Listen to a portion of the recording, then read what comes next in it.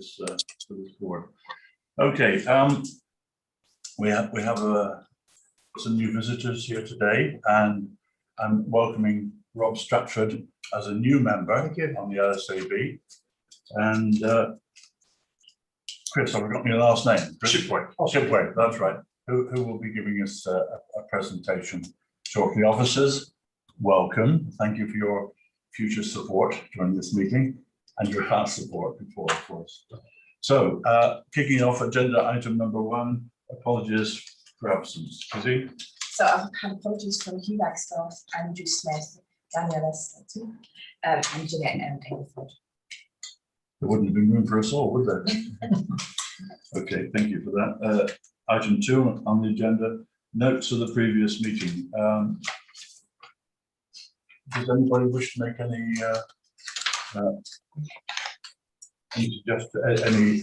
want to say anything about those notes, or are we happy to accept them?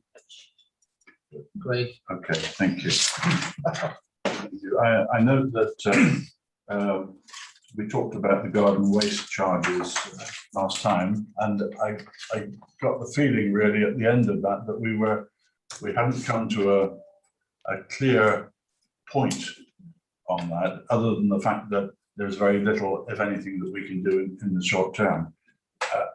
The issue doesn't go away, and as a board, I think we can keep it in mind. But Chairman, can I just interrupt? Sorry, can I just say that with regards to the brown bins, my concern now is that, you know, with hardship the way it is, we'll probably lose customers anyway. And you know, maybe at the end of the year or the new year, we should be looking at the charges again to try and recoup some of those customers if we lose them. I think we need to keep it in mind, and sure, Anna Louisa will make sure that maybe we can take it up on a future action plan. Hi, Annie. Hi, apologies. Thank you for that. Item 3 on the agenda, then, declarations of interest. Anybody got any interests that they wish to declare? Moving then on to item number 4, our Q1 performance report, which is before you. Louisa, do you want to say something on this first? Or? Yeah, you've really listened to me, which is lovely. It's Annalisa. When did you change your name? Yes, I do. Yes, sorry. Yes, I know you know that. That's absolutely fine. Sorry. Right, over to you. Would like to say something? Absolutely lovely. So this is your routine quarter report. I know we're at the end of September, but this report's Q1, so it's based on April, May and June information. We started the financial year with our new responsible repairs and voids contract with Ian Williams. So delighted to have Chris Shipway here. He'll be able to give you a more up-to-date information about how the contract's going and how the services are being delivered. We had a very busy, as always, quarter. So we put some of the highlights in the report for you. You'll have been aware of the Homes for Ukraine project that the housing team were involved in. We've also were very successful with working with our fraud officer in gaining some properties back, so we can get those back into use for people in housing need. We also did a big project that this board was very helpful with on the tenancy review. You'll be aware that we're abandoning the use of flexible tenancies. We've started the policy and strategy have been updated. The consultation on the tenancy agreements all been completed. As of the 5th of September, we've started issuing the new tenancies, and we're in the middle of a project to convert the 1,000 tenants who are on flexible tenants into secure tenants, and we're more or less on target to do that by the end of December. But if you are speaking to any flexible tenants, please do give them a nudge to let them know to get in touch with us. It's very easy to do, phone, email or form online. We want to make sure we've converted as many people as possible, as smoothly as possible. We've also had a senior living away day talk about the role of the service and the future of the service. I'm delighted to have David Brown and Amy Walton here today, and they'll share with you some of the outcomes and results of that away day and the action plan later on today. And then the report takes you through the normal statistics. I've put some information in the report about where we're not meeting targets. We're on target with service plans. We've got the information about complaints. And then there's a financial position. I'm delighted to see for the first time that we've got capital information in this report for you as well. Historically, you only had the revenue information. Capital works are bigger project works like stock improvements, and windows and doors programs and things like that. And I'm pleased to see Candice, who's snuck in, and she can help with any questions. If you've got any questions about finance from the Q1 report or anything else, I'm happy to discuss with you. Thank you. Thanks, Lisa. Oh, sorry, John, please. Just a very short comment. And then on page 9, we've got about the open new bike shelters and council and car parks. If you could feedback, I've had a lot of local people saying that they're just not used, that in fact they are concerned with the lack of car park spaces with no site would be. Sorry, John, could you possibly speak up? I'm sorry, My yes. hearing's failing. I'm concerned about the bicycle racks that have been put into the car parks. I get a lot of feedback locally that they're not being used at all. And they're concerned that we've lost 2 car parking spaces that are quite valuable. Mayor, in putting them in, I don't know what they intend to look at this project, whether there is an end coming out of it or what you're doing, I don't know. But I just feed it back because I'm getting a lot of comments on it. Okay, I'll Annie, do you want to respond, or I can feedback and get a response? Sorry, those just the council-owned car parks Yes. rather than housing car parks. Yes, it's the one in the main car park. Okay, isn't I'll it? pick that They're up. taking up 2 spaces. Yes. And nobody ever sees any cycles in them. And I've been doing I've it seen many one. times, and the most I've seen is 1 In Hazelmere. in Okay. Hayden. On the Leave that Waitrose with me. car park. Stephen. Thank you. I was interested and obviously pleased to see that 6 properties have been recovered. We have 4,800. Do we have an idea of whether this is a major problem or a small problem? And do we have any means of actually actively finding out whether the people who are occupying the council properties are the people who should be? Okay, yes, it's a problem across the country, but it's a minor problem. And I would say the amazing residents we have in Waverley, it's not a big issue because people know who their neighbours are and advise if they think that there's something untoward going on in their area. The other thing is that we do have proactive checks in place. So through the benefits system, council tax and different places where you're registered, centrally, there is a review of all that data. And if there's any anomalies that somebody looks like they've got 2 tenancies or somebody's claiming benefits in different places, we get issues picked up that way. So our internal audit team have that information at least annually, might even be every 6 months, I think. And so there's that national review of, do we think we've got somebody living in 3 different places? And then locally, we've got eyes and ears on the ground. Our responsive repairs, our gas contractors would all pick up as well if they thought something was not quite right in a property. How would that work in practice? When people do responsive repairs, it will obviously only affect a proportion of the houses.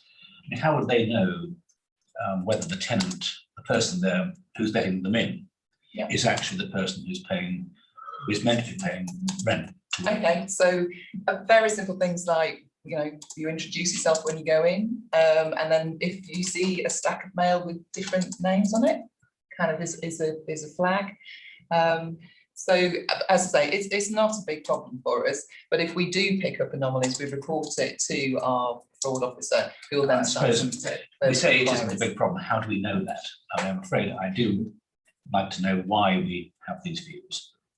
Because we know our tenants, we regularly see our tenants. We also do work where we will review If we've not gained access to gas, then that's a flag. Is there something wrong with somebody, or is it somebody living there who doesn't want us to know they're there? We also will monitor if we've had no contact with the tenants, if they've not raised a responsive repair for over a year, they've not had any contact with their rents officer. Again, those are things that we identify, and then we'll arrange a tenancy audit to go and visit the tenants and pick up any issues. So would you say that you think there are no, if you like, fraudulently occupied houses at all in the stock, or you just think it's a very small number if it exists?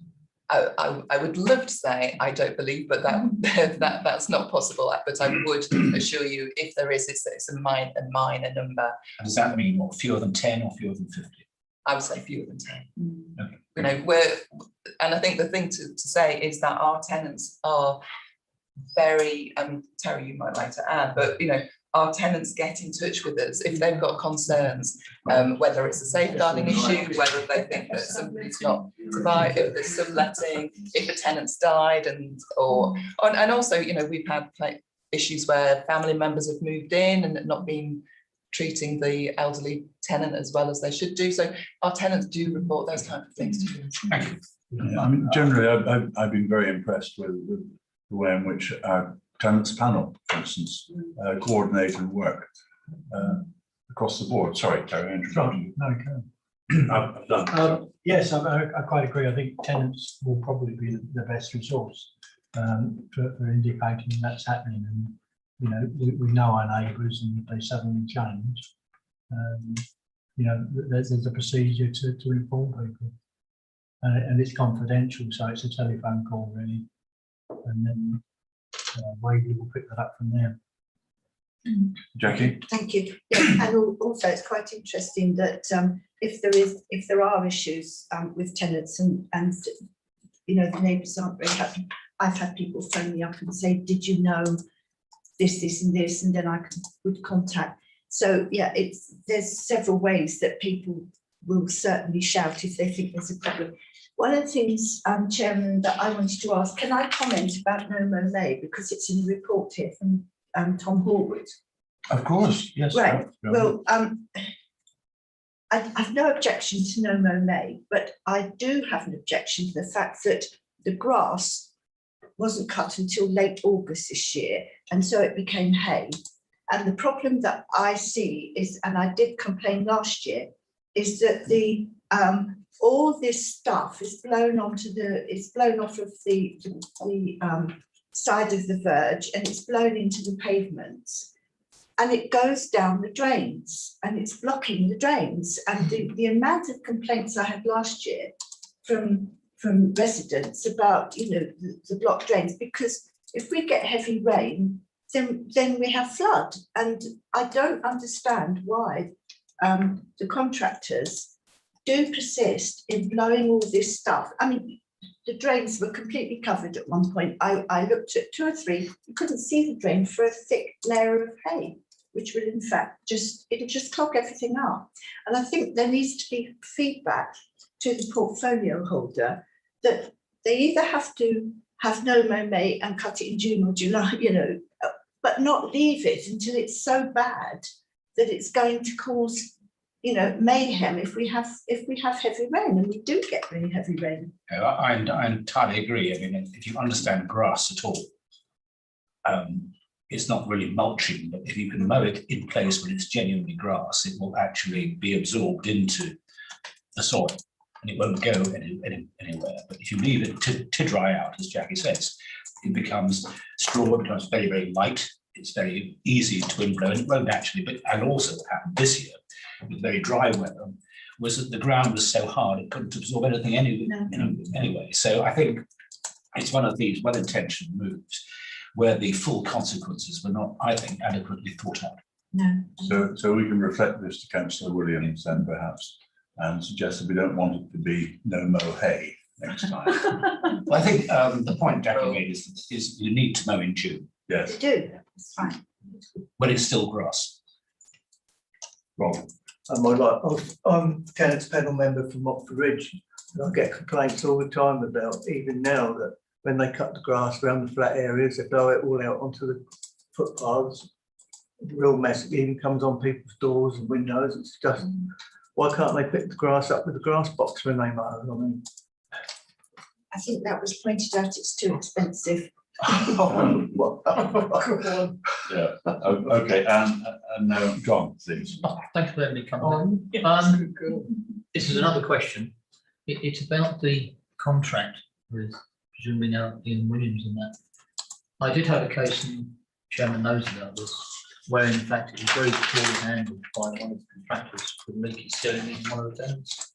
And it was allowed to leak, it was in charge bedroom, things were getting wetter and wetter. They turned up 2 or 3 times, but I hadn't got the material or unable to complete the job. Now, I'm hoping that was very much a one-off, but perhaps I could flag it up as concern, because obviously one of our tenants coming to me, and they took, once all of the officers had got involved, then they managed to solve the problem. But it took a phone call interference from the councillor to actually get that moving, and that's not right. So perhaps we could either look at that or flag up and make sure it doesn't recur. Absolutely. So offline, if you share the details, and we can do a lessons learned from that. Unless it's a case I do remember that. I don't know the full details out. I couldn't give you the address now, but I do remember that coming through. You're right. You know, when they got raised to us, absolutely, we don't want anything like that happening. No. I'm not going to sit here and say it doesn't occasionally. Absolutely, and we will respond straight away. We never want anything like that. But certainly, after this, yeah, you get exact detail. I can report exactly back to you what happened and why. Yes, I'm quite happy with the way of the response. It was the fact that the contractor had allowed it to happen and there was no interference. So absolutely, and that's something myself and Adrian Bryant sort of regularly review. We meet weekly, and certainly if there are complaints or bits like that, we can, absolutely look into the whys of these things happening now and stop them from happening again. Thank you very much. Certainly on our agenda. Yeah, thanks. Thanks, Chris. Maybe we can focus on that after your presentation. Absolutely. Jackie? Yeah, if I could just also add that I did have, about 3 weeks ago, I did have a similar complaint. I've had photographs sent to me of mould in the child's bedroom, which is really bad, really bad. But I did go back to them and they said that they had, this has been going on for months and months apparently. But somebody was going out to look at it and they were going to feed back to me whether it was satisfactory or not, but it was very, very severe. And it's in a block of flats where over the years there's always been a mould and damp problem, and obviously it's difficult to address, but for a child to be living in a bedroom like it was really bad. But as I say, they didn't want me to take it up because somebody was going out last week from the maintenance side to look at it, and I'm waiting for them to report back to me. And if I get any feedback, Annalise will let you know. Yeah. With due respect, councillors, I think we're moving off our sorry. agenda. Yeah. Let's come back to it. So, all right, sorry, okay, all right. Yes, if we go to page 14, where we're looking at the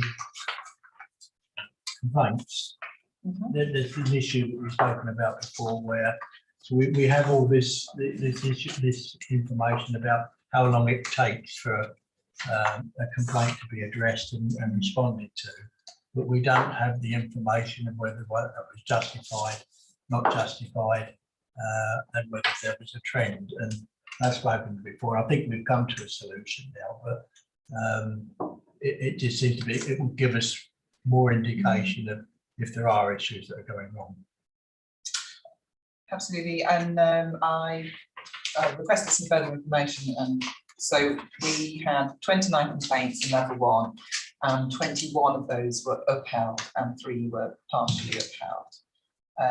And of those that were upheld or partially upheld, 16 of those were about responsive repairs, 7 were about property services, and 1 was about rent. But that's something we've spoken about, and we've said, I think you're all aware that the designated persons panel for complaints isn't going to exist as of the 1st of October. So if you remember, we have a complaints process, and then before you went to the Housing Ombudsman, if you were unhappy with the answer from the council, you could go to a designated person, which was an MP, a councillor, or the tenant's registered tenants complaints panel. That was called the democratic filter. That's now been done away with because it felt that it was a barrier to actually accessing the housing ombudsman. It didn't work as it had intended. But what we've agreed with the people who were on the designated tenants complaints panel is that they're going to stay on, and we're going to evolve that group into a customer experience group so they can continue to feedback, review the complaints information, and help us to continue to develop the service.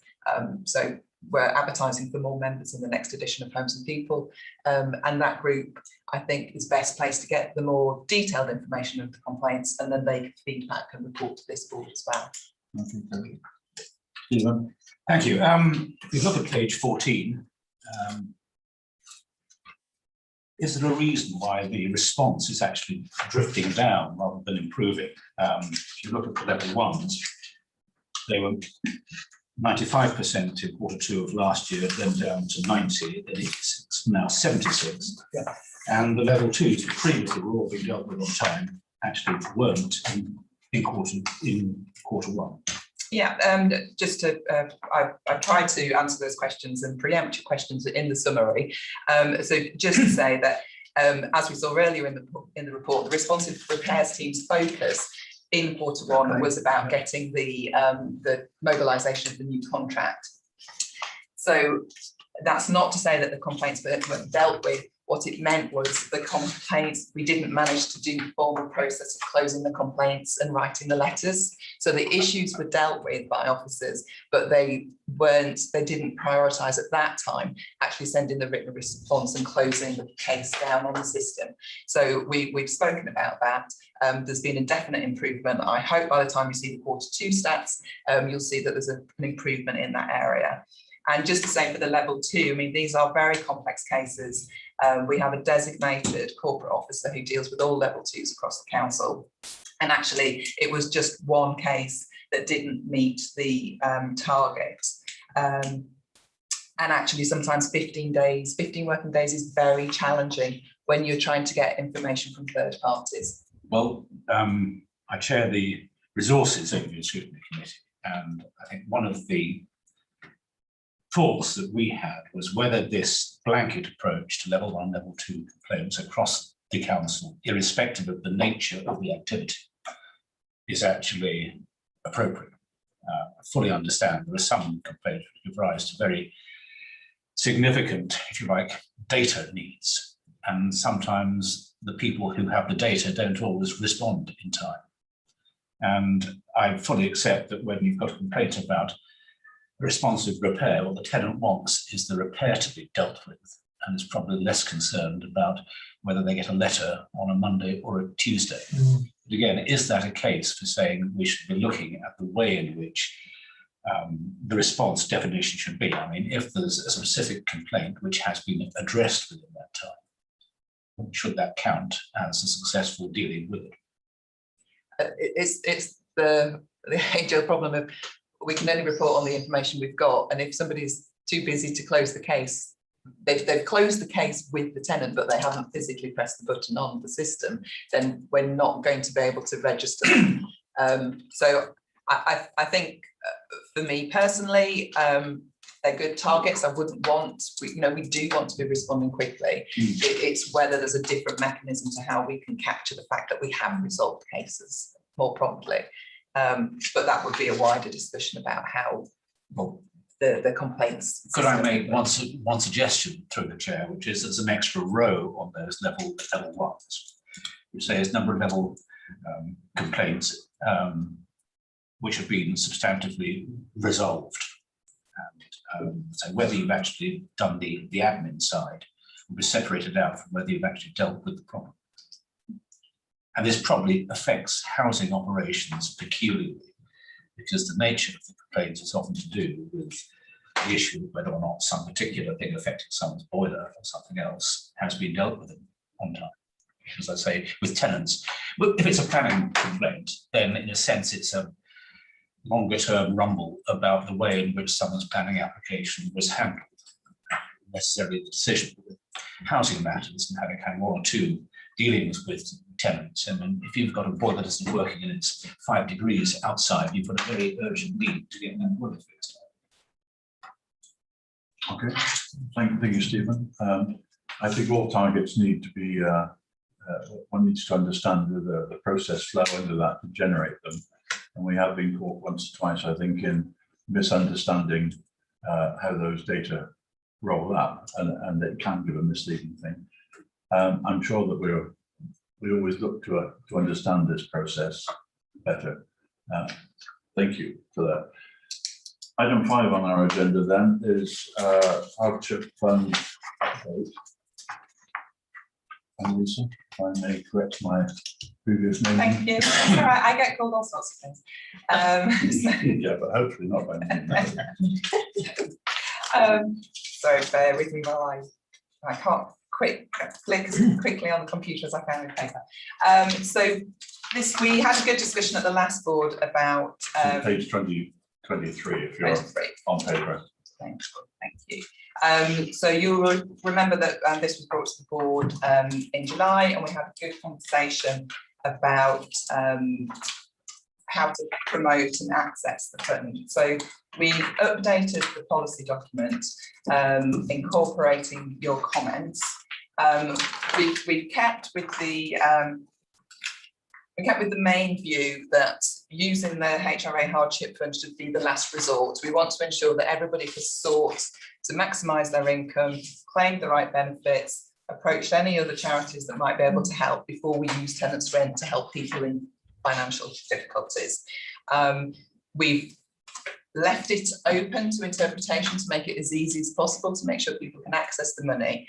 But what we're doing is it will be the housing officer that makes an application. We're not going to be expecting a tenant to come to us and fill in a lengthy form. It will be up to the housing officer to assess the situation and then use their discretion to make a payment up to £500. Any payments over £500 would need to go to the rent account manager. And I've had 2 cases come through in this quarter so far, and both of those have been people who've been financial hardship, their incomes have changed, and they're managing to keep on top of the rent at the cost of other essentials. So we've been helping payments with flooring. And the other thing to say is that we don't want to give people hard cash. We want to make sure that we're paying for services or ordering goods on people's behalf to make sure that the money's going on that essential item and doesn't unfortunately get sucked up into other kind of payments. And I'm happy to take questions. Okay. And any questions on that? Stephen? Yes, 2. I'm relieved to hear what you just said there. I mean, if the problem is that they can't afford to pay rent, do you simply see a transfer between the hardship fund and the rent account? Yes, we can do that. Okay. And the other thing is, are you prepared for the same tenant to be coming back on a regular basis? Well, that was one of the discussions that we tried to have at the last meeting, and I think we agreed. I wasn't actually physically in the room. I watched it back. I don't think we want to be that prescriptive. We want to be able to be flexible and help people, but obviously, if somebody's coming to us every week for assistance, then the housing officer will work with them in a different way. We need to make sure that we're using the money to help the most people. But we didn't want to put a limit on and say, oh, you could only have 2 pots of money in 3 months. So we just wanted to keep it a bit more open and see how it goes, really. I mean, up until this month, we haven't had any requests for assistance. And you'll see with the rent figures, people are coping at the moment. But, I've seen research that says that social housing tenants are just about surviving, but nothing extra is going on in their life. Are they both your questions, Stephen? No, that's right. Basically that John? was. Yeah, just a very quick one. I'm sure you've got the answers anyway. It says on page 28 about notification, and I do applaud you saying that the outcome within 14 days of the application. So the first thing is that 14 days, i.e. a fortnight, or 14 working days, which is obviously quite different. Because I put 14, I'd say it's a fortnight, so 10 working days. 10 working days, yeah, right. And the other bit of that is then, if your local housing officer is away, will the tenant then be able to notify someone else? Because obviously they've got a relationship. So if they're on holiday, how do they get through? Yeah, Is there a- so we have a duty housing officer every day. So if your housing officer is not available or your rent account officer is not available, then there's a duty so that they can speak to every day. There's always somebody available. And there's good advice to the tenant that is the available, because I've often run and somebody, either the phone goes click and nothing happens, or not your department necessarily. I'm just want to make sure that that passage of communication is open to the tenant. Yeah, and I would say that where the housing officer is going to put somebody forward for a hardship fund, they'll be working with them already because they'll have already started unpicking the issues, trying to signpost them, trying to help them get other funds, and it's at that point that then we can make an application. That's fine, thank you. Jackie? I thought we discussed about ways of people accessing this information at one of our meetings, and we said about putting it in the newsletter and, you know, putting stuff maybe out on CAB or something, so that they had all the information that they needed. I think that was what we said. Yeah, absolutely. So we've got a financial support section in the hot off the press. It should be landing week commencing the 10th, if not the Friday before. And I'll circulate that to all of you. So we've got some information in Homes and People about all the different, That's the one. the tenant newsletter. And also there's some very clear information on our website, and that links to national websites as well. I saw this morning, the government's got a new website that says there's support for every household. So we're pushing that information out there. And for people without access to the internet, our officers are helping and making sure we're signposting and supporting people. Any more questions for Anna Lisa? Any more questions?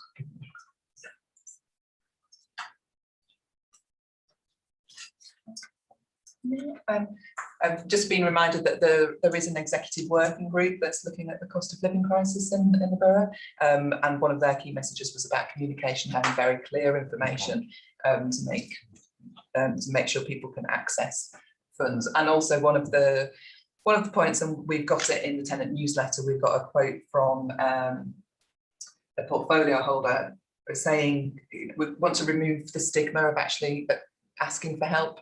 You know, help's there because people need it, and we really want to do away with any stigma or negative impact about that. If you're, you know, nobody should be cold or hungry. There is help. Thanks. Thank you, Kirsten, for that. Item 6 then on our agenda, senior living service update, and I understand that David Brown will help us through that. David. Morning, everyone. So hopefully you've had sight of the progress report that was submitted, and as an annex to that, which is an update on the action plan as well. So the progress report is really just asking for the board's review and an opportunity for you to comment or ask any questions about that. In terms of the action plan, I'm happy just to give a sort of a very quick update on the progress that we've made with that. So as Annalise already alluded to, we've had a team away day for the senior living team and head of service, and we were able to make some quite good progress on that day in relation to identifying some of the priorities in helping to improve the service. One of those work streams was around sort of providing clarification of the senior living role and updates to their job description, which we've been working on and progressing through.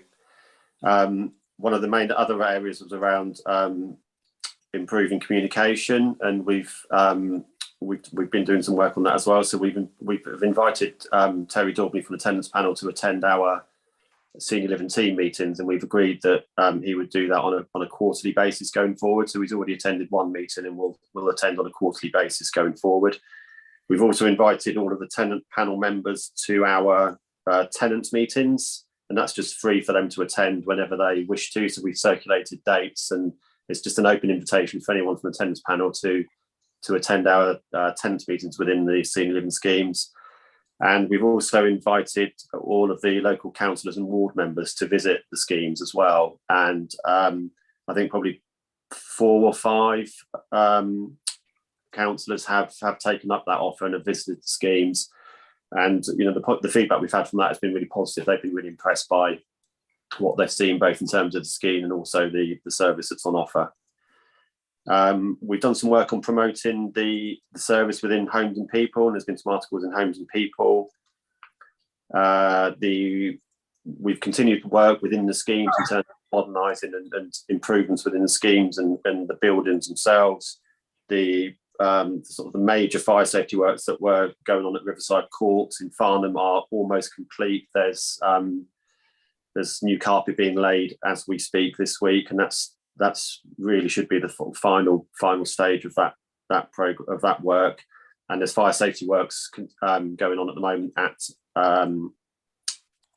Faulkner Court in Farnham, and they're scheduled to finish in February of next year, and they're on target to do that. And the other scheme, I suppose, where there's been quite a lot of work going on is Blunden Court in Bramley, where there's been it's more sort of decorative type works, but there's been improvements made to that scheme as well. We've had our first meeting on the accessibility project, which is a work stream that came out of the action plan as well, and we've got tenant involvement in that. So we've got 4 tenants from the senior living schemes, and Terry as the tenant panel chair involved in that project as well. So myself and Amy and that project group are working together on that. I think that's it really in terms of the main work streams. The action plan sort of goes into a little bit more detail about some of the sort of individual bits of work and updates on that. But I'm happy to take questions from anybody if they've got anything. Thank you, David. Stephen. Well, first of all, can I say what a very good action plan it is? It's very clear, and it's good to see this will be produced on a continuous basis. I do have one rather small question. 4.11. It is not possible to retrofit spy holes to existing doors. Just wondering why that is, because from my own experience, it's actually not a particularly complicated task. Is it because the doors are the wrong width or depth or thickness? My understanding is, I mean, that's come from, that information has come back from our compliance team. My understanding is that it compromises the fire safety of the door. Yes, well, that sounds frankly unlikely. This is just a 5/8 hole drilled through the door. The spy hole comes in 2 bits that you unscrew and you poke one end through it, and there's a lens. So how it would compromise the fire safety is fascinating. I mean, I'm quite interested. I'm happy to say, I mean, that's the information I've been given, but I'm more than happy to go back and ask the question again. Would you? Yes. Stephen, my understanding is anything that breaches the integrity of the fire door is counted as a breach of the fire safety of that door. I understand where you're coming from, Yes. but anything that breaches through it, What's you that, can't letterbox? even. We've all got letterboxes. I think it's built with the It's letterbox, built but if you with the retrofit it, letterbox, go in and So the then. manufacturer won't regard it as compliant if you retrofit. There are times Exactly. when bureaucracy doesn't impress one, as you say. The letterboxes are a far bigger breach in practice. Well, no, they're integral and they're built with the door, It doesn't matter. I mean, but that's. so it's good to know, because I'm afraid, I mean, Ian, sorry, Chris, I don't know whether you've got views on this, but putting a spy hole into a standard door, it's very hard to see how in reality, forget bureaucracy, how in reality it compromises anything. Oh. That's just, Well, It's we guaranteed. take your point, but there are obviously things that in terms of contracts and all sorts of things that we have to keep together. But if you could just come back to us again, David, on that, little note for our next meeting. I'm happy to ask a question again, really, but I think as Andy's just outlined, The letterboxes rather than the spy hole. You should look through letterboxes rather than spy hole. It's called that brush on the back of your head. Oh, all right. And having delivered lots of leaflets, I can assure you the letterboxes are a real pain. But, Chairman, could I have sorry, Stephen. is in that case 411 should be, it is not permitted to retrofit spy holes would actually be a far better. It was the word possible that struck me as just. Okay. I apologise, that's my language. We can take it back. Well, thank you all for that. Okay, thanks, David, for that. Well, now, a presentation from Chris Shipway. Before we go on to even more exciting topics, Yeah. Terry. Thank you. And I'd like to thank David actually, because over the last 2 or 3 months, it's really starting to develop into quite a two-way process with the tenants, residents of the schemes and their officers, and that's working extremely well. I've been to a number of their little open meetings, and that's good. But I think one of the issues, Adam, and Chris may well be able to come back in this, but particularly with Riverside, and I think with Faulkner, it looks like that might be the same. There's still snagging issues, completion of the job where interior doors haven't been painted, and lots of things that we looked at creating a list of what's outstanding. I know they've been back, but one of the issues seems to be is that the operatives come in and probably do half a day's work and then go off and work somewhere else. So they're, it needs to be finished. I think that's the job, but it may well be that now carpets are fitted, we're nearly there. And also that there's the outstanding issue of the doors for the disabled to get out, the electric door operators. So that may not be within Chris's field, but I don't know you're aware of that, David, and you're putting pressure on, but we really need to get that finished. No, I agree. And as you say, we has been a snagging list identified, and we continue to, we're keen to get that. We're as keen to get that all completed as you are, Terry. Absolutely. Okay, Chris. Yeah, I'm Chris Austin from Lucasfield Residents Group in Hazelmere. Can I just ask a question? This senior living, what's the criteria for it? I mean, can individual units join it or become part of it? My situation is I'm chair of 13 one-bedroom bungalows, but I would say that 98%, 99% of the residents are over 60. So is there anything we can say to become part of this residence scheme, this senior living scheme? I don't know. I don't know what the criteria was for it. I mean, there's plenty of residents living in flats under the same circumstances as what you're saying. Yeah, but what I'm saying is there any chance that my group? Well, I can ask the same question, so I'd like to know the answer. I think you're putting me back in mind when I first joined Waverley, and we had was I there? we had sheltered housing, and we had communal. So we did have housing officers or wardens or managers that we call at the time, who were responsible to support residents. So we had shelter schemes which were generally purpose-built buildings, and everything's on site, and then we had some communal, they were all age restricted, and they had an officer who added a bit more support for older people who lived there. Then over time, the funds available that we got from different bodies to actually support people living in that home disappeared. So over time, those schemes have all evolved slightly. So we now have senior living, and part of the review that we've done was really clarifying the role of the senior living officer, because they're not there now as a sheltered housing warden checking in on everybody every day. They're responsible to signpost and help people live independently and be responsible for the building and all the health and safety about the building. And what happened with where we had age restricted properties in the community scheme. So originally they were built, they were smaller units, they had a shared lounge, and I think they used to have laundries, and then over time all those things were stopped being used. Some of the community rooms were then repurposed into accommodation, some being used by different organisations to run different charitable things, and that intensive support has been removed from those schemes. And then a few years ago, we actually reviewed the age restrictions on those properties, because we've got over 1,000 people on the housing needs register who were looking for homes. Was there any reason why those homes couldn't be let to people younger than 55?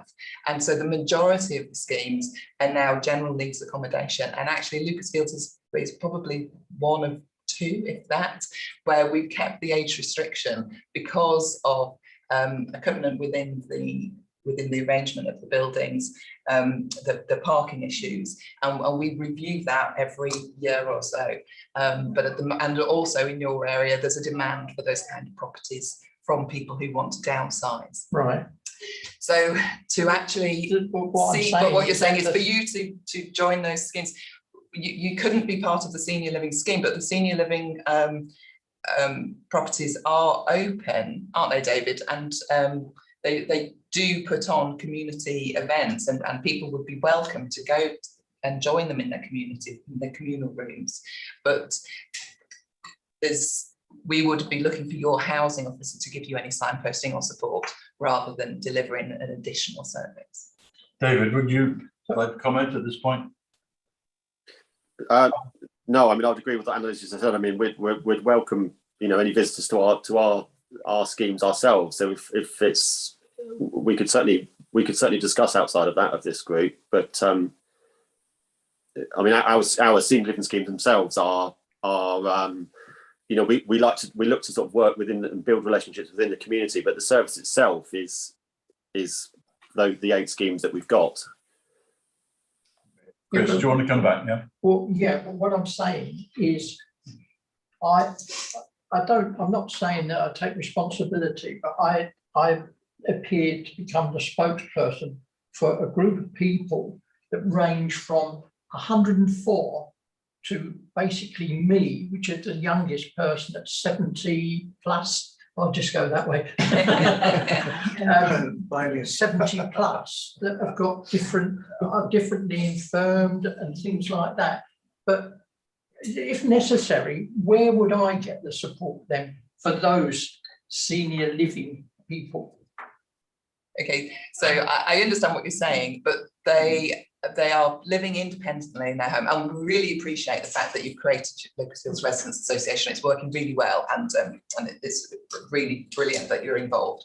So what we can do is support people to live independently. So we could help you if they need aids and adaptations to stay in their home. And then the other thing is we can help them move. So if they did want that extra security of living somewhere that's more enclosed, you've got your own front door in senior living, but you've also got that protection of the main door, and you can wander through the corridors. But a lot of those people help move. A lot of those people are in the position where they don't know, or they're not sure who can I speak to scenario. So now what tends to happen in Lucas Fields, they come to me and I say, oh, will you get special treatment? I don't know. Okay. But I mean, so perhaps I ought to consider something like you said, basically the housing officer decides.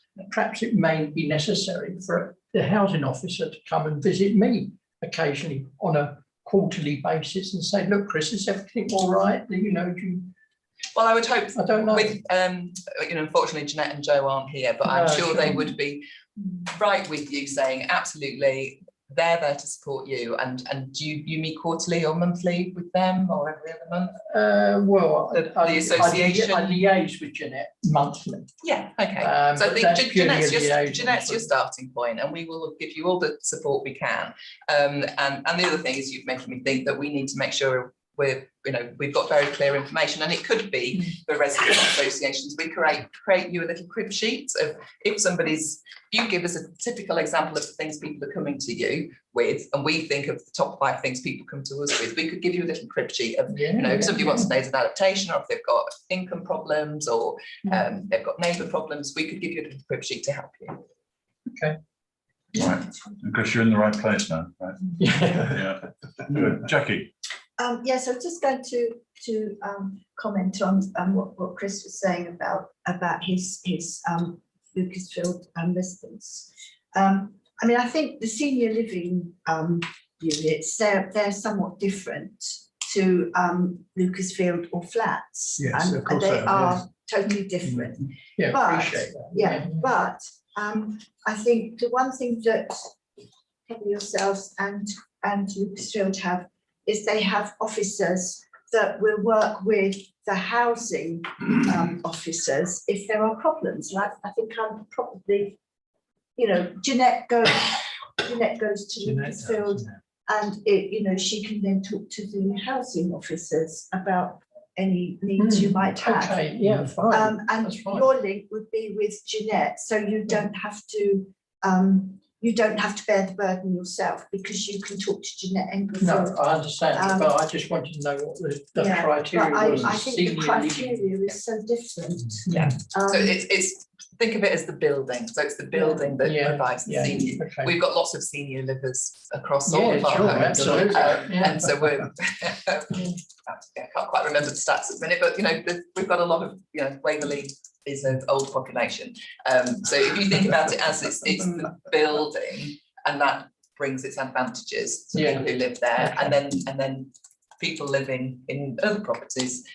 You're great, you've got the residents association, you've got that direct contact with Jeanette and Joe, and then we've got housing officers, we've got rental care officers who help other tenants. Yeah, thank you for raising that, Thank Chris. That's very good. Terry? Yes, I think, to me, it seems that we may need to do some work on this one, because we have the facilities of the schemes, the senior living schemes. I think that some of them have hairdressers and things like that. But do we open that up to other senior living people in the community? So it may well be we need to bring the two together, work out how that can be done, and whether when there's functions on at some of the schemes, to make sure the local senior residents are invited. I just think it's two different things. Yes. Yeah, It's almost like a I hotel. can see that. Hotels, separate hotels, and then people living independently. Yeah, all of them are now independent. Yeah, right. The senior citizens can always contact the tenants panel, can't they? Yeah, What they do at that's Oxford right. Ridge, they're always whole That's group right. in flats I mean, there that are that's- on to me all the time about different issues. We've had one this morning already, so. Yeah. I mean, that's why one of the reasons why Terry said to me, asked me to join the tenants panel as well as this one. That's great. So good that's idea, the liaison, exactly. so I have the liaison That's right. now with Hazelmere, Yeah, not just Lucasfield, but they're asking me to, which is fine. So we talk to all the senior citizens in Hazelmere. Well, within reason, Yeah. of course. But at least they've got a point. I've got someone to come to, haven't I? So. Yeah. So you guys know what it's like to be a councillor now, then? Yeah, yeah. No spare time, I right? don't want the job. All right, thank you all very much for that. That's a very useful review on that. Chris, Mr. Shipway, if you can work in with Annalisa. Yeah. We look forward to your repairs. So yeah, so whilst we can put that on the screen, similar slides to when I was last here. I just thought I'd reiterate and go over a few bits. Look at some of the I know you've seen the first quarter stats, as we said, give you a slight update of where we're at and how we're proceeding currently. So yeah. I'm really sorry, Chris, I got logged out. So Absolutely fine. Absolutely fine. Well, I'll keep going. So yeah, really today was we're just going to reiterate. We'll look at some of the aims, just reiterate the detail of the new contract and what we said we would be covering. Also look at one of the biggest things for me that's changed, and it's certainly been a good challenge this year has been staffing and our actual structure. And then just quickly go back over what we said our key priorities were, a review of the performance, as I said, and just a bit on our customers and positive impact that we believe we've had and we can still have, and how we can keep moving this forward, hopefully, with it. And I think that's the key thing with you as well. So from the scope of the contract and what we said we would do, it was obviously 24 hours, 365 days, a year cover. We were looking at the responsive repairs. It's sort of the big area that we do look at. Probably the biggest change for us was the emergencies. We went from a 4-hour attendance to 2. And I said, we'll look at those stats, and that was quite a shift for us to be able to achieve that. But I'm glad to say that it's been without doubt one of our biggest successes. And to this date, that is still maintained. And last month for August, which I will mention, was at 100%, and we were able to attend that, even with our subcontractors, you know, and working alongside them. Oh, here we go. Yep, that's great. Voids refurbishments, including bathrooms and kitchen replacements, aids and adapts, and the minor works, which again have all been taken on and carrying on. Our goal was to ideally have a complete direct labour team, that we're going to have all of these works. In the past, we used quite a lot of subcontractors. We still have subcontractors. We have had some direct labour teams on the voids and the aids and adapts. I've got one individual in particular at the moment working on that. And again, same with the minor works, but we are still reliant on subcontractors for numerous different reasons. And again, we'll talk about staffing and our structure a little bit later. Next slide, I think, actually. But yeah, and again, all of those businesses, all those areas have been going reasonably well, particularly voids. The thing that I've probably noticed the most of the voids is the amount coming through, and the amount that actually we have been turning over. I believe for August we were at 35 voids that were returned. So yeah, went to one yesterday, and again that was turned around in 2 days, which our new apprentice was involved in, which I'll explain a little bit about later. So when we first started this contract, obviously myself had started, and we had two contracts managers.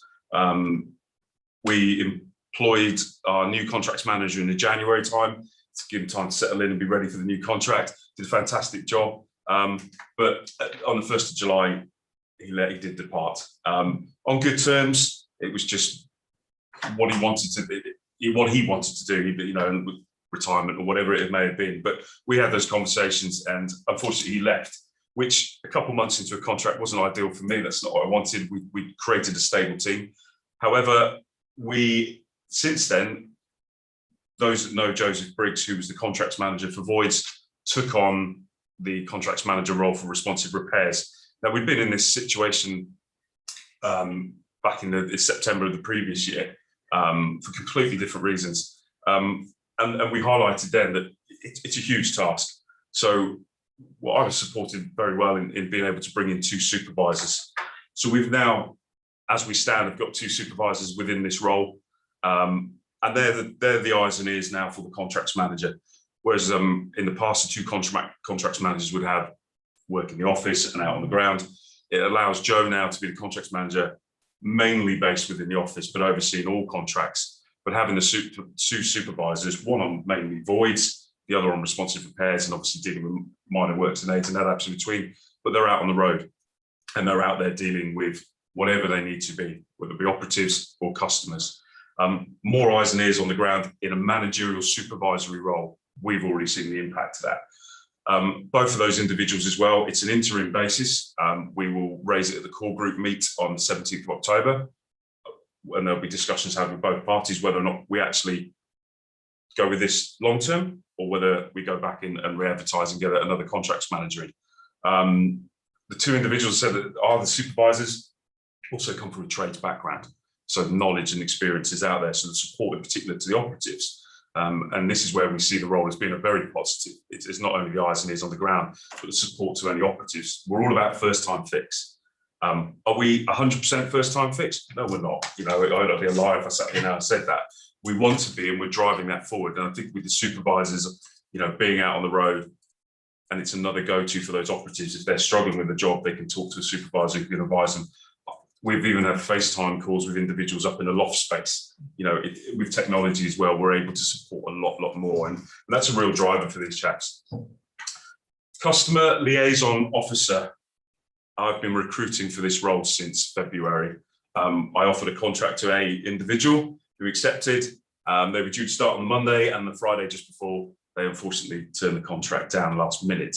And I think it highlights one of the battles that we have. And this individual, you know, at the time, was offered another role that was mainly based at home, and I'm not about that within this contract. We have had hybrid work in the past, but I think, again, another, we've got policeman at the door. We did have that. We did have that. What have you done? That wasn't Stop coming for you, don't worry. planned pause there. That we did have a policeman looking through the door. We do have a policeman. Yes. It was him. Wrong room, you're okay. Didn't recognise. Customer liaison. Hybrid. Yeah, the individual actually was offered another role where they could work at home. As I said, for us, you know, a massive thing for me was to really create this relationship with the Waverley team, particularly the customer services. And I must admit, when I said it, I'm quite open about this being our office spaces in the middle of a call centre, which first kind of terrified me, really. But the positives have far outweighed any negatives that we have. We can hear calls coming in and we can hear the team talking to the customer. We're able to now be able to go over and engage with them as well and support them rather than be another phone call because we're in another building or somewhere else. And the relationship there has been superb. And I think not only the supervisors, again, come into the office and have a great relationship with that team and are out on the road, but the customer liaison officer has to be in that office. And yeah, I stood my ground on that one. So we went back out and re-advertised, and I have a customer liaison officer starting on the 7th of November.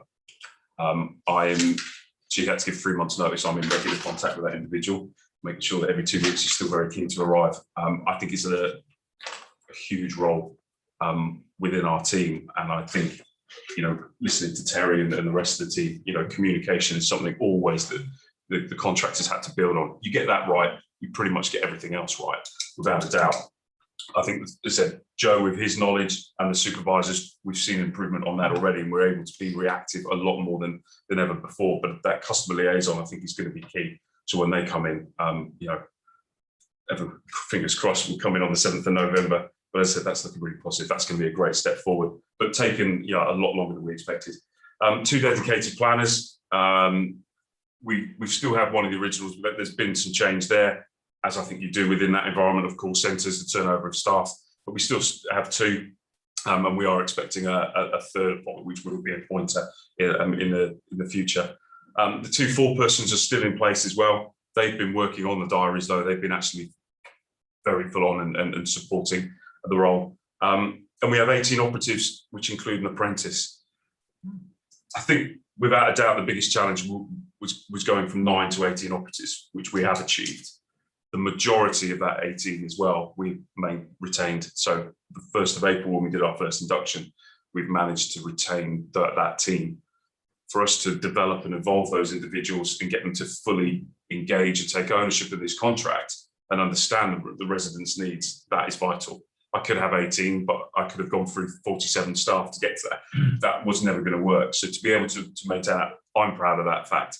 And I do believe we're building something really, really good here. Are they perfect again? No, I'm not going to sit here and say we are. We've got areas to work on. And, you know, I'm very engaged with the team as well. It's not me just sat at the top of the desk. So the toolbox talk on Friday, they've all got my number. We're all in this together. And I'd like to think that they're all on board as well. I think hopefully there are stats out there that aren't written down, but I've not had a complaint about an operative's attitude still to this day, a year down the line. And I think that's a fantastic thing to be able to say. Their attitudes towards their work and the customers in particular is top notch there. So yeah, a really good team. And for the first time ever, we have an apprentice that's with us. Her name's Poppy. She's a multi-trade apprenticeship for the year. And I went to visit her yesterday. She was on a void and painting away. She's learned to plaster within the first 2 weeks to a high standard already, far better marketing. So yeah, a great success. And, you know, and I'll mention, going on a lot here, staffing, but, you know, it's been important to us. Without it, we can't make this work. But even now, Joe, the contracts manager's at a recruitment fair today, which I was going to attend, but obviously I had this as well. We're still, recruitment is a key factor for us, and we'll keep driving that as well. See some more faces. Okay, key priorities, yeah, you can pop over.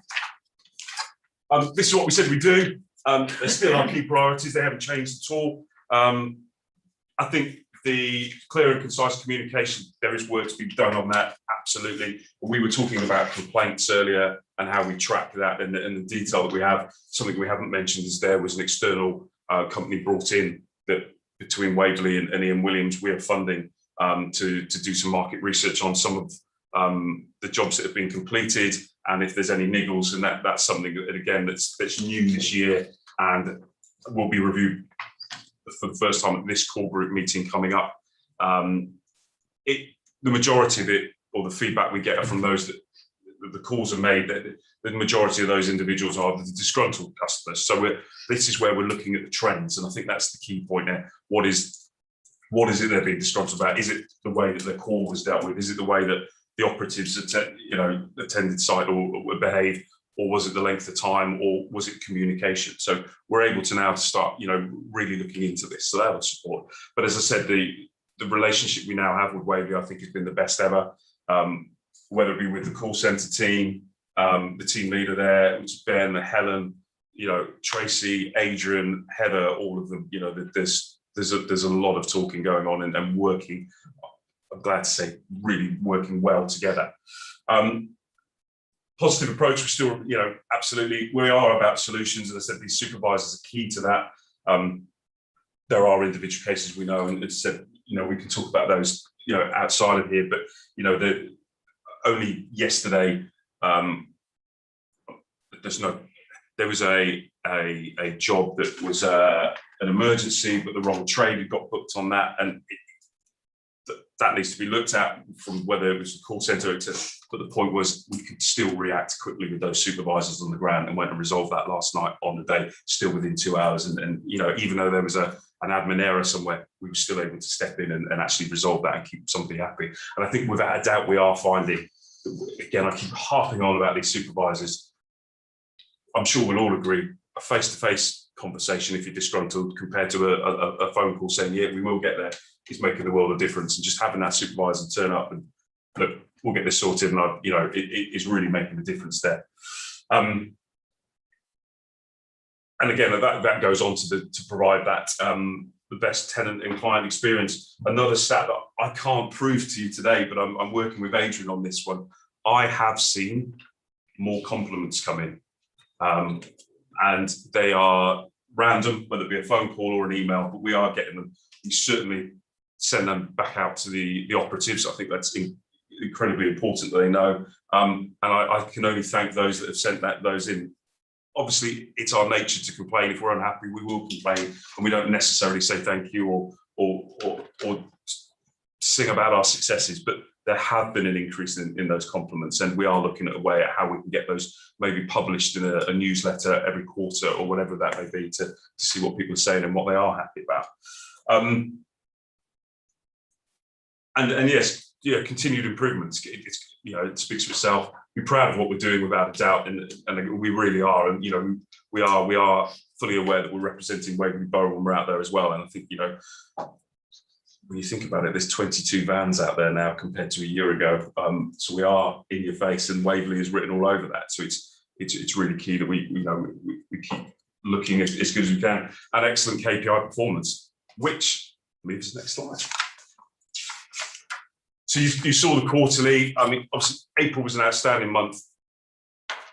Everything was geared towards it, and then without a doubt, it started to bed in a little bit more, and some of the figures dropped. Not dropping to a rate that we've got concerns about. We were expected to bed in as well. There was a little bit right at the beginning of the old contract still with us that we were working with as well. That's not the case anymore. Without a doubt, and I've already mentioned this, I think the key successes there certainly were the jobs completed in one visit. We've done well. We are still to this date above the MLAP level, and scoring above that. The target is obviously where we want to be, but the minimal level of acceptable performance is in place as well. And we are above that. The emergency works, as I said, is the key one. These are people that obviously it's been agreed that that's a 2-hour response time. It is an emergency. It is a leak. It could be central heating going down. I think we're certainly seeing now. We've talked about the living crisis. We've talked about people's fears and concerns about utilities. think we're starting to see a little bit more pressure that's being put on emergencies, and that's another thing that, again, me and Adrian are looking at emergencies versus 7-day urgents now, which are a new category for us versus response, and getting those areas right. But people now are concerned that when a dripping tap in the past might have just been, oh yeah, just need to get that fixed. They see money dripping away now and bits and bobs. It's a lot more up there for them, and we're getting a lot more calls. So there's been a few examples like that where, yeah, a lot of emergencies come through about utilities, and what we don't want to see is leaking water out everywhere. We've got to get that fixed straight away, and we're doing everything we can there. So it is a high priority, without a doubt. Oh, sorry. That's all right. Want me to go back? It might be better because of my eyes. There we go. Yeah.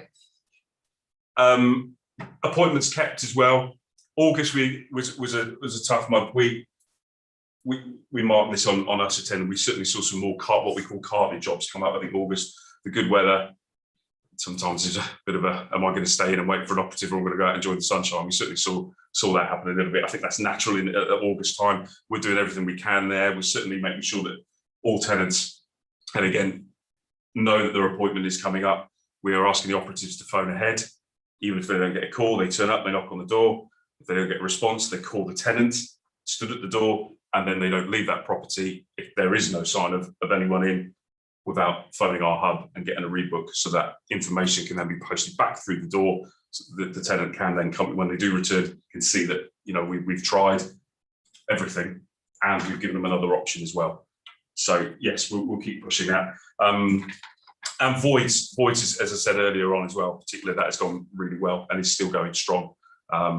Post inspections against that'll only maintain, particularly with the supervisors out and about. The other thing, again, we don't get graded on this, but we certainly talked about, and you know, through complaints as well, we can see the information. Again, with the supervisors on the ground, more post inspections. We hope to be able to see and be more critical. Just explain what a post inspection is. So we go out and review works that have been done. So what we don't do is just send the operative out, comes back, signs off, job done. We've got individuals going out. We look at jobs that are over a certain value, particularly the higher end value of works, and we will also look at a percentage of we'll just spot inspect works. That way we can look at the quality of those works as well. And obviously you have the Waverley inspectors doing the same. So certainly something we're moving forward with now. We've got a meeting, I believe now next week, myself, Adrian and the inspectors, looking at how we can actually join up those meetings with both sets of inspectors, so that we're all in agreement and again working together on that and agreeing that standard. And there's some work to be done, I think, on quality of work on some individuals. We're able to highlight that now, and I think drive that forward. Next slide. And the next one. I like my titles, don't I? It took up a slide, and you can click all the way through until you get to keep our promise.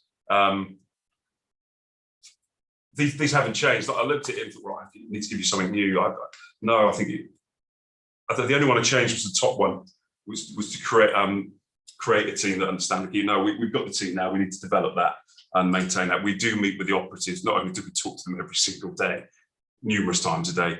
We do have a formal fortnightly meet, of which I talked to Waverley about as well. You know, the customer service team, if there's any information they wish to go to the operatives. But we have a fortnightly meet with the operatives, which can be health and safety related, or normally we actually go through and we do use these stats. We do talk about productivity. We do talk about quality of work, ways we can improve. And we also listen to them.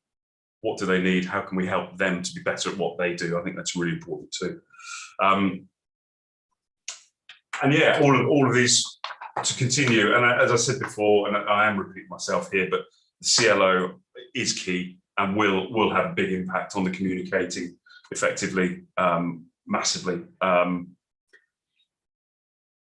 Understanding the tenant's needs, I highlighted here again our external auditing now, which hopefully you'll see more of once the core group's taken place in October, and you'll see the detail come from that.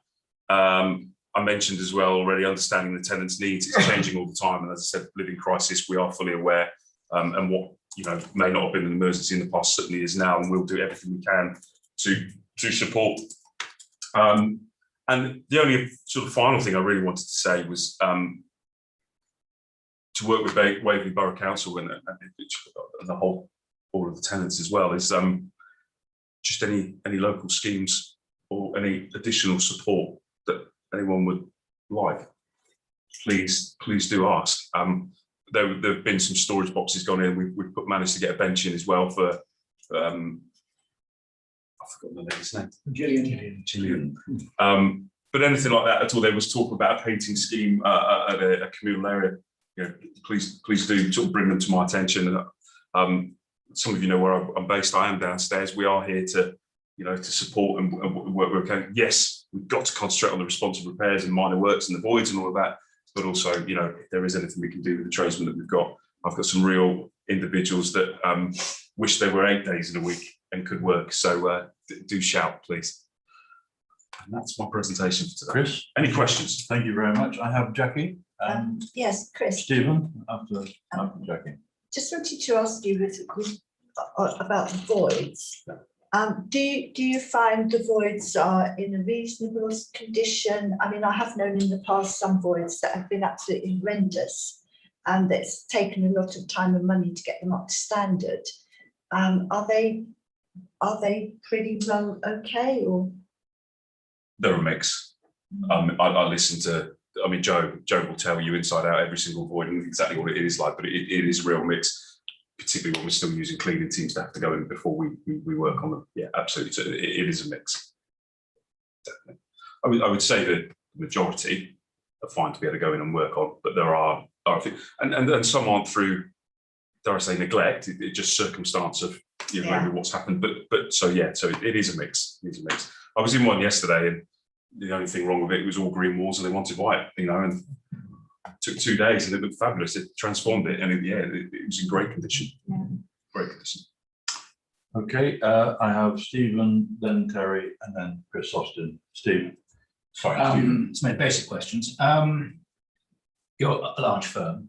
I mean, how many clients do you have roughly in terms of local authorities who are doing, for whom you're doing this sort of work? Across the business? Yes. I mean, responsive repairs, I think there's 13 units now across the country, yeah. 13 different local authorities? Yeah, all sorts of housing schemes as well, Yeah. so yeah. Thanks. Yeah. And the 18 operatives you're referring to are dedicated to Waverley's work? They're mine, nobody else's. Okay, fine, good. We do have a unit, you might have heard that there's one in Camberley now. You know, there's opportunity there where we can work together, but they have their staffing and I have mine. Right. And I think the getting on top of it, one thing, if tenants are now feeling far more confident, they will be getting a response within 2 hours when something goes seriously wrong. That's a huge improvement. And one thing I have been told about is that it's not your problem, I mean, because it's for us to get the connectivity between your system and ours, so our housing officers can see what is happening. So if they need to communicate with the tenants to give them confidence that things are actually under control. But do you have this sort of communication ability with most of the other 13 clients? If I'm allowed to interject, sorry. I'm Kate Green, I work for Ian Williams. And, in terms of the connectivity between us and our other customers, the answer is yes.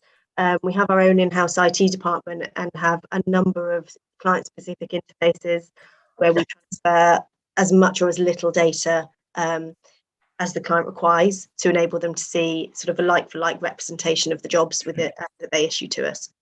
So we have a number of those. As Chris alluded to, we've got 13 businesses within Response, and within some of those businesses we have multiple client systems as well, and each one of those has a specific interface. And I know that there is work that is planned, further delivery of a more significant interface with Waverley, which should commence at some point in the beginning of next year. So that should help improve visibility on Waverley's side. In addition to that, we do have live access into our own systems that Waverley users also have their own specific logins for, and we've also increased the number of those more recently so that there's a little bit more visibility and access should you need it in the interim position. Good. Thank you. Thanks, Kate. I have Terry and then Chris Austin. Thank you. Thank you, Chris. Two things I've got. Outstanding backlog that we came over from the the previous contract. Yes. Is that cleared or? Yes, all the old contract. There were a couple of bits and bobs with some flooring. I think there's less than 10 now or so, but it's all dealt with, out of the way, all appointed, signed, being dealt with. Not long ago, we were in the hundreds. But No, it's been 120, weren't we? I think. No, there was some jobs left on the old contract when we started the new contract, and they've all been cleared. They've all been submitted in terms of pricing and billing, and and most of them are cleared out now in terms of payment as well. There's a couple of residual jobs there which haven't been processed for payment yet, but there's nothing sort of live and active from that period at all. And the actual responsive team we have in the new contract, I think it's fair to say, was June, July time, we completely had nothing to do with anything in the old. That was all assigned to subcontractors or whatnot and passed away. So yeah, they have my team and a complete focus of this new contract. That's really good. Well done. That was, these guys here. And then we go to voids. I mean, in other meetings that I've been to, the cost of living working group and meetings in here, we talked about voids and carpets and things that are being lifted up, leaving where residents leave good carpets, good white goods, things like that. Is it that you remove all of them, or do you have a policy that you can? Do you know what, Terry? I don't have the answer to that. I need to go away and look at that. Normally, it's what we're instructed to do, obviously. But let me get the detail. Yeah, because I mean, some of them were very good, and with the cost of living going up now, people moving into a house will have enough expense without having to, replace carpets that could have been left. Agreed. I'm smiling. I'll show you after this meeting. I had an email from an operative yesterday saying a similar thing about he deals in a lot of doors and windows, and there's a lot of doors that he takes off that he could reuse that furniture on the door or the locks. Great that the team are thinking like that. Whether we're allowed to do that, that's another thing. We'll look into that. But no, I'll look into the detail of that and let you know. Okay. Not a problem. If I can follow on from what Terry said, that scenario of going in, I personally had that situation where when I went into my place or when we moved into our place, we viewed it with the previous tenant, actually, just because it was word of mouth and everything. And when we came in to the property, all the good stuff had been completely ripped out. Absolutely completely ripped out. I mean, in the kitchen, for example, there was a hob, there was a what do you call that, extractor, there were nice units there and everything like that. And of course, my wife naturally turned around and said, yeah, that'd be good, that'd be fine. We won't have to do that, we won't have to do whatever, and we can put the fridge in that unit and everything. And when we moved into the place, it was completely transformed to different units. They weren't even the same units or anything. And we thought, well, Bam's there, why did they do that? It's a question I'll raise, and it will be more for Waverley, because obviously we go in because we're instructed to go in and do the request. But no, I'm with you. I just thought that was part of the application of the void. But I will. No, we'll get more of the detail. Make sure it's fed back to this group so that everyone's aware. So I'll talk to Adrian as well on that. I think also, sorry, Chris, just to add to that, from experience in some other areas, a lot of customers at the moment seem to be looking at their void specification and taking that on as something to consider a bit further throughout this year, because clearly there are changing individual circumstances and things like you mentioned regarding the carpets and that type of thing, which have come much more into play than they used to. It does tend to be dictated to carpets and things are more on a case-by-case basis, probably directed by the customer. But with other people in other areas where I've worked in another local authority, actually, they have such a thing as a magic garage, where on a void property, if there are usable pieces of furniture, etc., which aren't to stay in the void property, we would remove them, we take them to the magic garage. And then when you've got people who don't have furniture, or who maybe you're rehoming homelessness, they go in there, they can choose what they want to take and put into their property. So there's kind of that sort of exchange for the community. So we're not getting rid of useful furniture and kit, it's actually recycled back into the community for people's benefit. So, there's lots of things we can look at with Waverley moving forward on how to help improve those situations. Well, this certainly has been a topic not only here, but at a number of other groups. Jackie?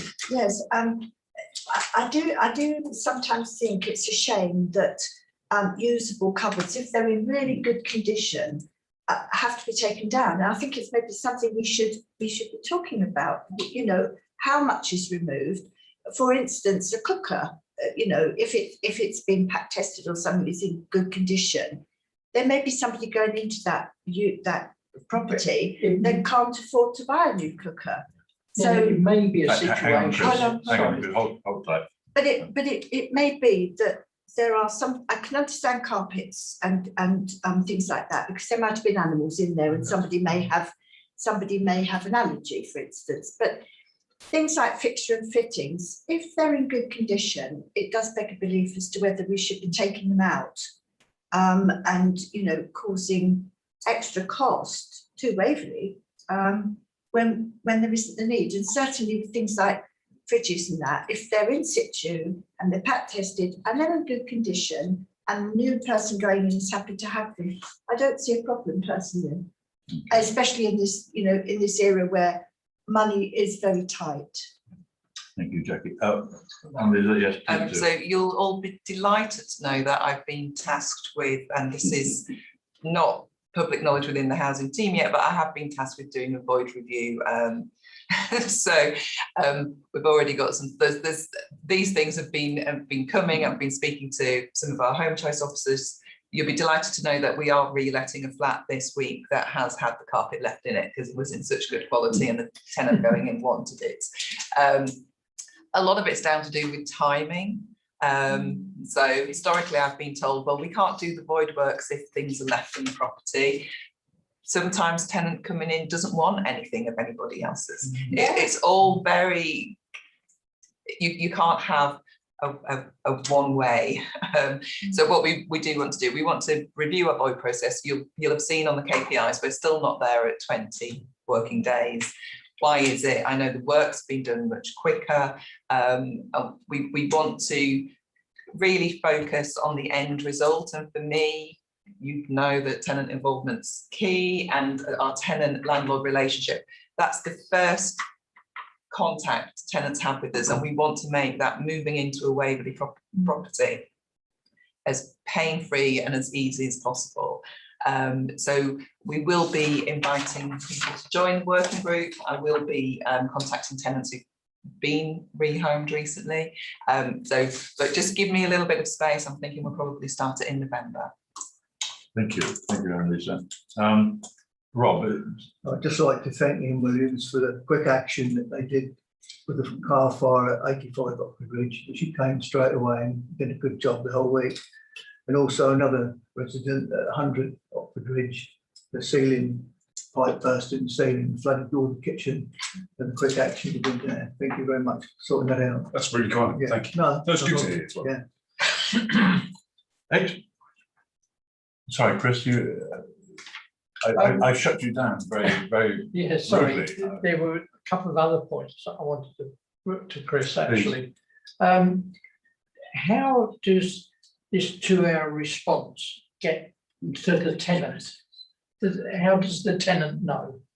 Is this the housing officer or? So if they've called in and it's an emergency, they will be told that we will be attending, or the subcontractor, it was of drainage, that someone will be there within 2 hours. Whose interpretation is that? In the first instance, I mean, again, personally, I had a situation where I rang about a problem I had. Yeah. And the next thing I knew, somebody had decided that we had a complete blockage and failure in the one toilet we've got in our province, and all hell happened. I had people ring me up at 8 o'clock at night saying, this blockage you've got. I say, no, a blockage was never mentioned. You know, all I've got is a problem with the toilet.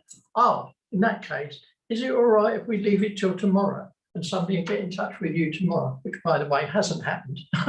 We'll pick that up after, certainly, but you know, Yes, sorry. That's right. We're back to back meetings. Okay. So that initial interpretation, I thought, well, somebody's got this wrong somewhere. I never mentioned a question of a blockage. But anyway, I'll talk to you about that, if I may. And the favourable comments, etc., and so forth. Another situation I had, it took 5 visits for Ian Williams to come to answer the query.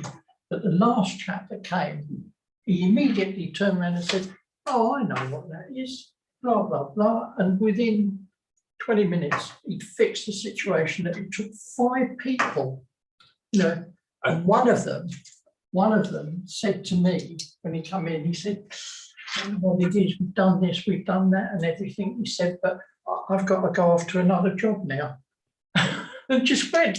Yeah, that took. You know, Can we just take this after this meeting? Yeah. But if you don't mind, there was one point there, but in all, I think something that sort of maybe falls into both of those is there are numerous people involved in the information that we get, obviously straight away from the tenant. The call comes in, the call team, whether it be the call team down here during the day, whether it be an emergency or a 7-day or a responsive repair, the questioning that they have, which I know the team down there are looking at, always improving that to make sure they can really fine tune what the problems are.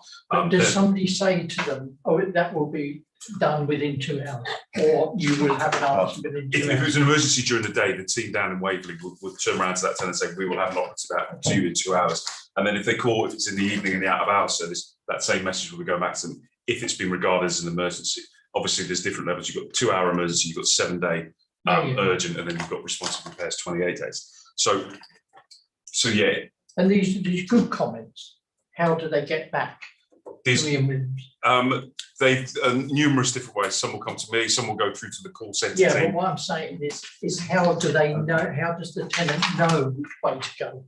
Chris, we'll pick it up after. Yeah. Can you deal with this afterwards? Of course. Thank you both for your contributions to this. I'm going to stay behind at the end, by the way. Certainly. Let's just move on to the last one very quickly, which is our forward work programme. I do want to shut the meeting down as quickly as we can. Annalisa, is there any change to the published forward work plan for October and November as we have on page 53 and 54? I think that's these meetings come so quickly. Sorry, my screen's gone. To the best of my ability, we're due to report. The main thing that will come to you is we've done a strategic review, the HRA business plan, and that will come to the board at the end of October. So it's all on target, what I'm saying. Yeah, all on target. The 2 bold ones are definitely coming, and I'm hoping there'll be a housing management as well for you. But the 6-month review of the service plan and development for the next year service plan, and the reviewing the outcome of the HRA business plan strategic review will both be quite chunky items, so it may well be we stick to those 2. Okay, right, all right. Thank you all. Thank you. Well, members, thank you all very much for your time, and Chris too, and we'll see both of you more in the future, I'm sure. The date of the next meeting is 27th of October. See you there. Christmas. Good days of Christmas after that. All right, having closed meeting at this point. Thank you very much. Pleasure. Sorry.